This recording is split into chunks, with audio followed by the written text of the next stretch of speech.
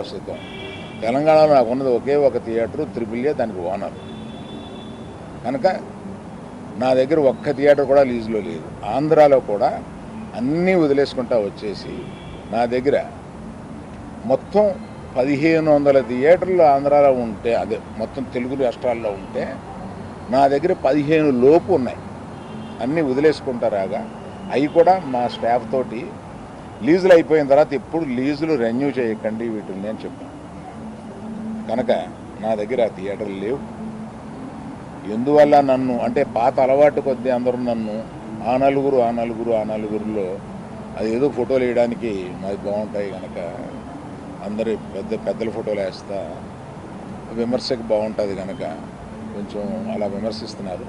నేను దయచేసి మీడియా మిత్రులను అడిగేది ఏంటంటే, ఆ నలుగురు అని వేసేటప్పుడు నన్ను కలపకండి. నేను లేను, ఆ వ్యాపారంలో లేను. నేను అన్నీ వదిలేశాను.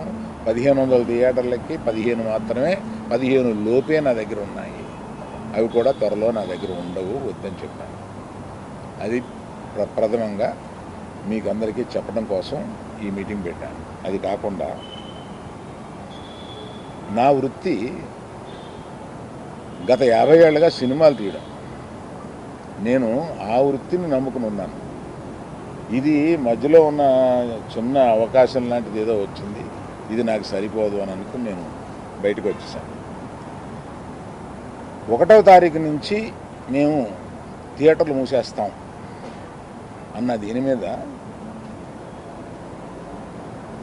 ఆంధ్రప్రదేశ్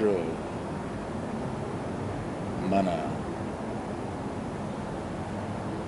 సినిమాటోగ్రఫీ మినిస్టర్ గారు రియాక్ట్ అయిన విధం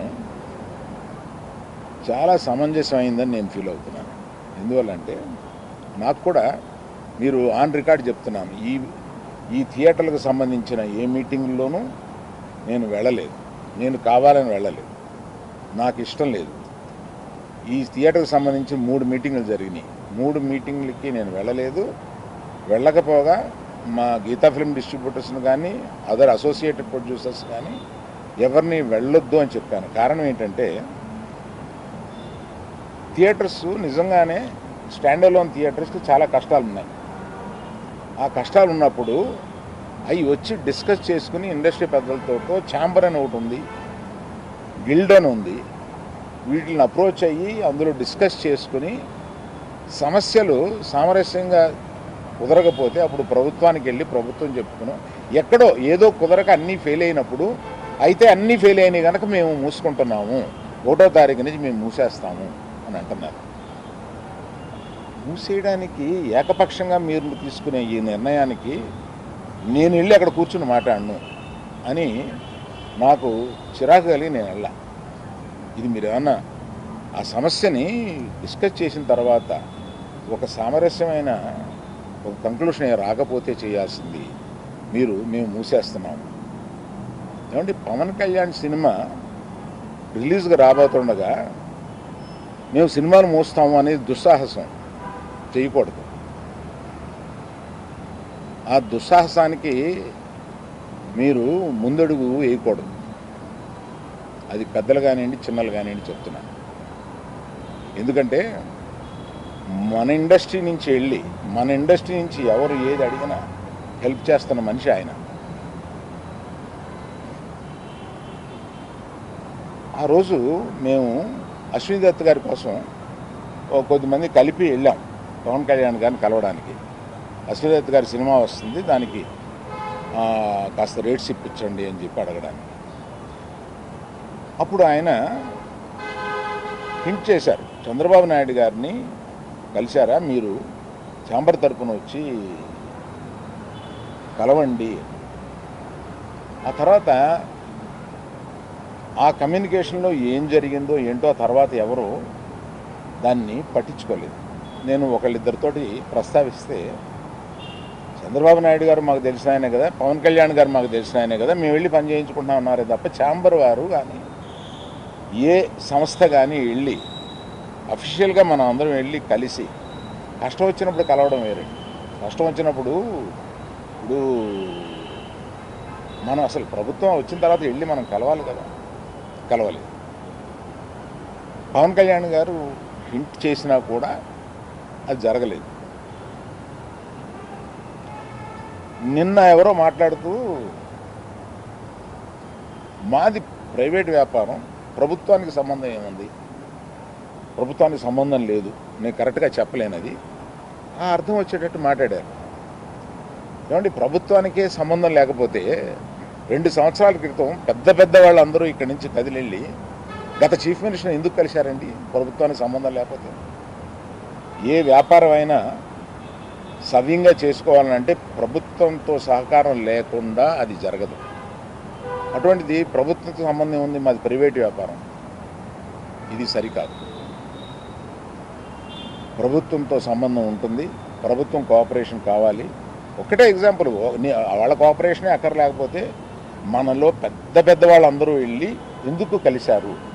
గత చీఫ్ మినిస్టర్ని ఎందుకు కలిశారు? మనకు కష్టం వచ్చిందనే కదా వెళ్ళి కలిశారు. కష్టం వస్తే కానీ వెళ్ళి కలవమా? ఒక ఫార్మాలిటీ లేదా? అందువల్ల మినిస్ట్రీ నుంచి వచ్చింది నేను చదివాను, అది చాలా సమర్థనీయంగా ఉంది, ప్రశ్నలు కరెక్ట్గా ఉన్నాయి. నిజంగానే సమస్యలు ఉన్నాయండి. స్టాండ్ అలోన్ థియేటర్స్కి సమస్యలు 100% ఉన్నాయి. ఇవాళ వాళ్ళ మనుగడ కూడా కొంత కష్టం అవుతుంది. ఆ మనుగడ కష్టమైనప్పుడు వాళ్ళందరూ ఏకమై వచ్చి ఏం చేయాలా అని ఒక నిర్దిష్టమైన దీంతో కాకుండా ఇట్లాగా మేము మూసుకుంటున్నాము థియేటర్లో, ఇప్పుడు మీరు మాతో సంభాషణకి రండి, అది నాకు నచ్చక నేను వెళ్ళలేదు, అందరికీ వెళ్ళొద్దు అని చెప్పాను. మీరు దయచేసి, నేను మీకు కొన్ని ప్రశ్నలు ఉంటాయి, మీరు ప్రశ్నలు అడగవచ్చు. కేవలం మనం ఈ సమస్య వాళ్ళ మాట్లాడుకున్న దానికి పరిమితం చేయకపోతే జనరల్గా ఏమవుతుందంటే మీరు ఏదో అడుగుతారు, నేను ఏదో చెప్తాను, అది హెడ్డింగ్లోకి వెళ్ళిపోతుంది. అలా కాకుండా ఇవాళ హెడ్డింగ్ 1500 థియేటర్లు ఉంటే నా దగ్గర 15 మాత్రమే ఉన్నాయి, ఆ నలుగురిలో నేను లేను. గతంలో ఎందుకు ఖండించలేదు సార్? గతంలో ఎందుకు ఖండించలేదు? ఆ నలుగురిలో నేను లేనని చెప్పడానికి ప్రశ్నలకు వచ్చామా? నాది అయిపోయింది, ఆపేశారా? కాదు, మీరు ఆపేశారా?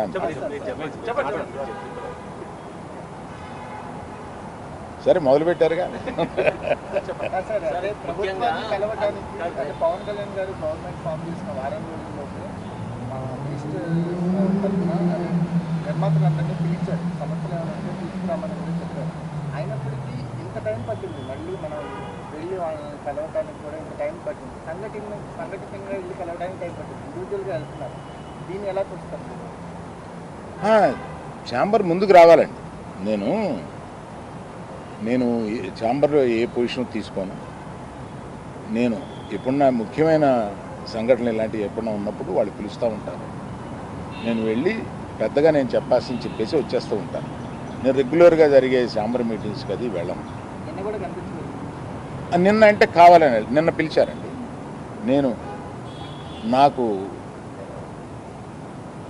మేము మూసేస్తాం, మీరు రండి మాట్లాడతాం, అది నచ్చలేదు కనుక నేను వెళ్ళలేదు. సీనియర్ ప్రొడ్యూసర్ గారు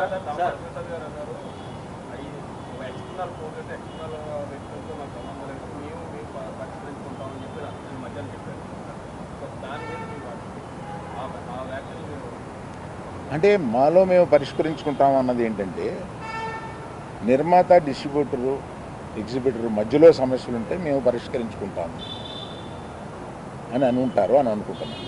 సార్, ఇండస్ట్రీకి ఇంత ఇంపాక్ట్ చేసే ఒక సమస్య వచ్చినప్పుడు మాట్లాడకపోవడం కూడా మీరు నిజంగానే మీకు నచ్చలేదని చెప్పారు. మాట్లాడటం కూడా అంటే అటువంటి పెద్ద వ్యక్తి, ఇందులో ఇన్ని సంవత్సరాలు జర్నీ ఉంది, మీరు మాట్లాడకపోవడం కూడా ఇబ్బందే కదా. అవునండి, అందుకనే మీరు చెప్పాల్సింది కదా. అవునండి, ఒక్క ఎగ్జిబిటర్స్ చెప్పకుండా టోటల్గా ఆంధ్రప్రదేశ్ చేయమని తెలంగాణకి చెబుదామని వచ్చాము ఇక్కడికి. ఈ సమస్య అయిపోయాక వచ్చారు? లేదు, అవలా. నిన్న పవన్ గారు రిటర్న్ గిఫ్ట్స్ అని చెప్పారు, దానిపైన మీరు అభిప్రాయం? నిజమే కదండి, పవన్ కళ్యాణ్ గారు బాధపడింది 100% నిజం. ఆయన సినిమా వస్తుంటే మేము థియేటర్ మూసేస్తాం అని అంటే ఆయన బెదిరిస్తున్నారా ఏంటి? అంటే నిన్న వాళ్ళు చెప్పడం ఏంటంటే, మేము ఎప్పుడు ఎక్కడ కూడా అఫీషియల్గా థియేటర్స్ని మేము మూసేస్తున్నామని ఎవరు అఫీషియల్ నోట్ రిలీజ్ చేయలేదు. ఇది కేవలం ప్రచారం జరిగింది, దీనికే విచారణలో అయ్యి అని వాళ్ళు చెప్పడం జరుగుతుందని కూడా అన్నారు. అండ్ ఇంకో విషయం ఏంటంటే మీరు ఆ నలుగురిలో లేకపోయినా ఇండస్ట్రీలో ఒక పెద్దగా మీరు ఎందుకని ఇనిషియేషన్ తీసుకోలేదు, అంటే వెళ్ళి కలవాలి లేకపోతే నిజంగా యూనిటీ అనేటువంటిది ఇప్పుడు ప్రస్తుతం ఉన్నటువంటి మీరు అన్నట్టు ఆ 10 ఇన్ని 3 బాడీస్ ఉండగా ఏ ఇండివిజువల్ వచ్చి తీసుకోరు, బాడీస్ తీసుకోవాలి. నేను కూడా వీటిలో యాక్టివ్గా లేను, కానీ నా సపోర్ట్ ఎక్కువ నాకు ఉంటుంది. ఏదైనా సమస్య వచ్చినప్పుడు నేను వెళ్తూ ఉంటాను, సపోర్టు నన్ను అడుగుతూ ఉంటారు. నా అభిప్రాయం వాళ్ళు నన్ను నిర్లక్ష్యం చేస్తారని కాదు, తప్పకుండా పెద్ద సమస్య వచ్చినప్పుడల్లా నన్ను పిలిచి మాట్లాడుతూ ఉంటారు. ఇప్పుడు జరుగుతున్న పరిణామాలన్నీ చూస్తే నిజంగా ఆయన సినిమా విడుదలకు ముందు కుట్రగానే భావించవచ్చా? థియేటర్లు బంద్ చేయాలనేది ఒక కుట్రగానే భావించవచ్చా? లేదండి, అది నేను కొంతమందితో మాట్లాడితే ఇది తాత్కాలికం. మేము టెంపరీగా అనుకున్నదే తప్ప ప్రత్యేకంగా ఆయన సినిమా మీద మేము వ్యతిరేకతతోటి అన్నది కాదు అని అంటారు, కానీ అనేటప్పుడు ఆలోచించుకోవాలి. ఆ సినిమా ఉంది కదా. మీ అవగాహన మేరకు ఉన్న 1600 థియేటర్లు ఎన్ని లీజుల్లో ఉన్నాయండి? సరైన లెక్క నా దగ్గర లేదండి. మెజారిటీ లేదు, మెజారిటీ లేవండి. మెజారిటీ ఇండివిజువల్స్ దగ్గరే ఉన్నాయి. ఇది చాలామంది అనుకుంటారు అవును సార్, ఇందులో ఈ 1500లో ఒక కనీసం 500, 600, 700, 800 వీళ్ళ దగ్గర ఉన్నాయేమో అని. అలా లేవండి. చాలామంది ఇండిపెండెంట్ దగ్గర. తెలంగాణలో అయితే అలాగే తెలంగాణలో మల్టీప్లెక్స్లు ఉన్నాయండి. మల్టీప్లెక్స్లు అన్నీ కలిపి ఓ 3 కంపెనీల దగ్గర 4 కంపెనీల దగ్గర ఉంటాయి. మిగతా ఇండిపెండెంట్ థియేటర్లు కొంతమంది గ్రూప్స్ దగ్గర ఉన్నాయి. అది కాకుండా ఇండిపెండెంట్గా థియేటర్స్ బోల్డ్ ఉన్నాయి. అంటే సింగిల్ స్క్రీన్స్ మీద గుత్తాధిపత్యం అయితే లేదంట. గుత్తాధిపత్యం లేదు అనేది కాదండి. మీరు దయచేసి తిప్పి అడగండి. నేనేం చెప్తున్నానంటే దాన్ని గుత్తాధిపత్యం అంటారో ఒకళ్ళకే. ఇప్పుడు ఏషియన్ ఉందండి for example, number of screens ఉన్నాయి. దే పార్ట్నర్షిప్, ఓనర్షిప్, లీజ్, వీటిల్లో నంబర్ ఆఫ్ మల్టీప్లెక్సెస్ ఉన్నాయి. దాన్ని ఏమంటాం?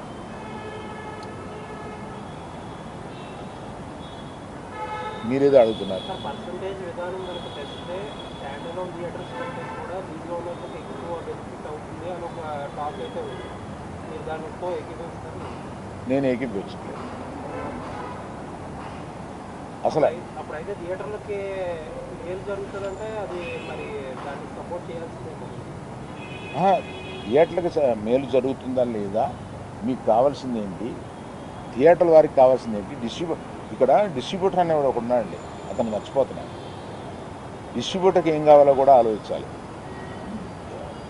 నా దగ్గర నుంచి సినిమా తీసుకెళ్ళేది థియేటర్ ఓనర్ కాదు. నా దగ్గర నుంచి సినిమా తీసుకుని వెళ్ళేది ఒక డిస్ట్రిబ్యూటర్. ఆ డిస్ట్రిబ్యూటర్కి కూడా ఏం కావాలో ఆలోచించాలి. సో నిర్మాతకి ఏం కావాలి, డిస్ట్రిబ్యూటర్కి ఏం కావాలి, ఎగ్జిబ్యూటర్కి ఏం కావాలి. కాకపోతే ఒక వాదన డిస్ట్రిబ్యూటర్కి నష్టం జరిగితే ఆటోమేటిక్గా తక్కువ రేట్లు పెట్టడం, కొనడం మానేసుకోవడం చేస్తారా? నిర్మాతలు ఎఫెక్ట్ అవుతారు. నిర్మాతలు ఎఫెక్ట్ అయితే ఆటోమేటిక్గా రెమ్యూనరేషన్ కూడా తగ్గుతాయని కొంతమంది అంటారు కదా. అది ఫార్ ఫెచ్డ్ థాట్. సార్ ఇప్పుడు మీరు పాప్కార్న్, ఈ కూల్ డ్రింక్స్ ఇవే రేట్ ఎక్కువ ఉన్నాయి, టికెట్ రేట్ కంటే అవే ఎక్కువ ఉంటున్నాయి. దాని మీద నాకు అవగాహన లేదు. మీరు వెళ్ళినప్పుడు ఎప్పుడైనా చూసుకుంటే ఆల్రౌండరు ఈ పర్సంటేజ్ విధానం ఎంతవరకు కరెక్ట్ అంటారు? ప్రొడ్యూసర్ ప్లస్ ఎగ్జిక్యూటివ్, డిస్ట్రిబ్యూటర్ అన్నీ అదే ఛాంబర్ వారు సీరియస్గా డిస్కస్ చేస్తున్నారు కదా, ఒక నిర్ణయంలో వచ్చిన తర్వాత నేను చెప్తాను. అంటే మీకు అంటే ఎక్కువ అనుభవం సార్, మీరు చెప్పాలి. ఏపీ, తెలంగాణ, కర్ణాటకలో తప్ప మిగతా అన్ని చోట్ల కూడా ఈ పర్సంటేజ్ విధానమే నడుస్తుంది అని, కేవలం ఈ మూడిట్లో మాత్రమే ఈ రెంటల్ విధానం నడుస్తుందని కూడా అంటారు. ఏమండి, తెలుగులో మాత్రమే ఎందుకు గొప్ప సినిమాలు వస్తున్నాయి? దీనికి ఒక కారణం చెప్పగలం. అలాగే ఆ పరిస్థితులను బట్టే వస్తుంది తప్ప అన్నిటికీ ఓ రీజన్ ఉంటుంది. సార్ ఈ డిమాండ్ ఫస్ట్ ఈస్ట్ గోదావరిలో స్టార్ట్ అయింది. మీరు ఫాలో అయ్యి ఉంటే ఫస్ట్ ఈస్ట్ గోదావరిలో స్టార్ట్ అయింది. వాళ్ళు పిలుపునిచ్చే టైంకి అసలు జూన్ 12న పవన్ కళ్యాణ్ గారి సినిమా వస్తుందని ఎవరికి తెలియదు. అప్పటికి అనౌన్స్ కూడా చేయలేదు. వాళ్ళు ఏదో పోస్ట్పోన్ అయింది, ఏదో జరిగింది. సో అసలు ఇలాంటి ఉద్దేశమే లేదు హరిహర వీరమల్లిని ఇబ్బంది పెట్టే ఉద్దేశం. కాకపోతే ఈ పర్సంటేజ్ విధానం, ఈ థియేటర్ స్ట్రైక్ని వ్యతిరేకించే వాళ్ళు తీసుకొచ్చి పవన్ కళ్యాణ్ గారు సినిమాని ఇందులోకి లాగారు. సో దట్ ఏంటంటే పవన్ కళ్యాణ్ గారు అంటే భయపడి అదర్ పార్టీ తగ్గుతుందని చెప్పి అంటారు. ఏమండి, ఒకవేళ స్ట్రైక్ చేయాలనుకుంటే తర్వాత ఇంకొకసారి అయినా చేస్తారు. పవన్ కళ్యాణ్ గారి సినిమా గురించి వెనక్కి వెళ్ళిపోయిన వాళ్ళు ఇది మూసేయాలనుకున్నప్పుడు ఇంకోసారి కూడా వెళ్ళి మూయొచ్చుగా, మూస్తారు. కానీ ఈ సమస్యను డిస్కస్ చేయకుండా ఏకపక్షంగా అలా అనడం అనేదానికి నేను వ్యతిరేకం. అందుకని నేను ఆ మీటింగ్కి వెళ్ళాలి. సార్, మీరు ఇప్పుడు థియేటర్స్ మీద మీకుండే సింపతి మీకుంది, మీరు ఇప్పుడే చెప్పారు. బట్ జెన్యున్ కాజులో సఫర్ అయ్యే వాళ్ళు కూడా ఉన్నారు. ఇప్పుడు మొత్తం అదంతా సైడ్ ట్రాక్ అయిపోయి ఇప్పుడు మొత్తం పవన్ కళ్యాణ్ గారు చుట్టూరు, హరిహర గారి చుట్టూరు తిరుగుతుంది. ఆ ఇష్యూ లేకపోతే మీరు బయటకు వచ్చేవారు కాదు. దీన్ని ఎలా చూడొచ్చు అంటారు? మీరు చెప్పిన దాంట్లో ప్రశ్న ఏం లేదు, ఎలా చూడొచ్చు అంటే ఇప్పుడు ఇష్యూ అంతా అసలు రియల్ ఇష్యూ అంతా సైడ్ ట్రాక్ అయిపోయింది. ఎవరో దాని గురించి మాట్లాడట్లేదు. ఇప్పుడు మొత్తం మాట్లాడేదంతా హరిహర. అది మీ అభిప్రాయం అయితే ఇక్కడికి వచ్చి చెప్పండి.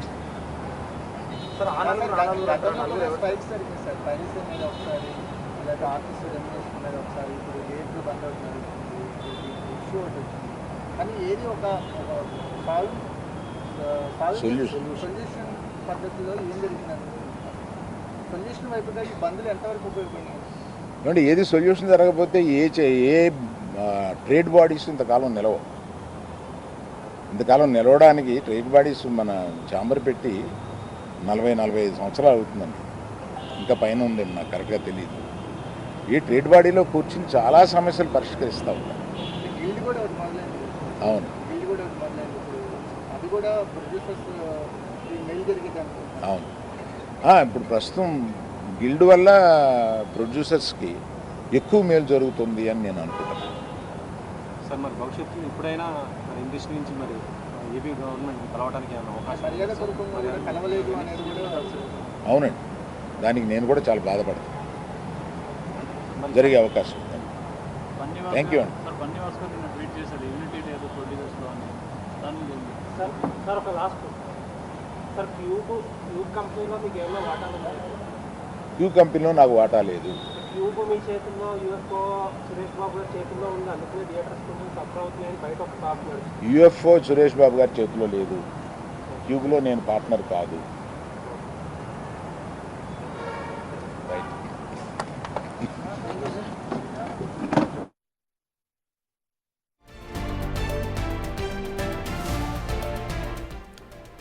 సినీ నిర్మాత అల్లు అరవింద్ థియేటర్ల సమస్య గురించి ఆయన మీడియాతో మాట్లాడారు. ఆ నలుగురిలో నేను లేను, మీడియాలో విమర్శించే ముందు ఆ నలుగురిలో నన్ను యాడ్ చేయొద్దు అంటూ కూడా అల్లు అరవింద్ మాట్లాడారు. అలాగే ఆయన దగ్గర కేవలం 15 థియేటర్లు మాత్రమే ఉన్నాయని, తెలంగాణలో ఒక్క థియేటర్ కూడా లేదు అంటూ కూడా ఆయన వివరణ ఇచ్చే ప్రయత్నం చేశారు. అలాగే పవన్ కళ్యాణ్ వ్యాఖ్యల్ని ఆయన పూర్తిగా సమర్థిస్తూ మాట్లాడారు. సినిమా అనేది ప్రైవేటు వ్యాపారం, సో దీనికి ప్రభుత్వానికి ఏది సంబంధం లేదు అనడం సమంజనీయం కాదు. కాబట్టి ఒకవేళ అదే నిజం అనుకుంటే గత సీఎంలు ఎందుకు కలిసినట్టు అంటూ కూడా ఛాంబర్ మెంబర్స్ను ప్రశ్నించారు అల్లు అరవింద్.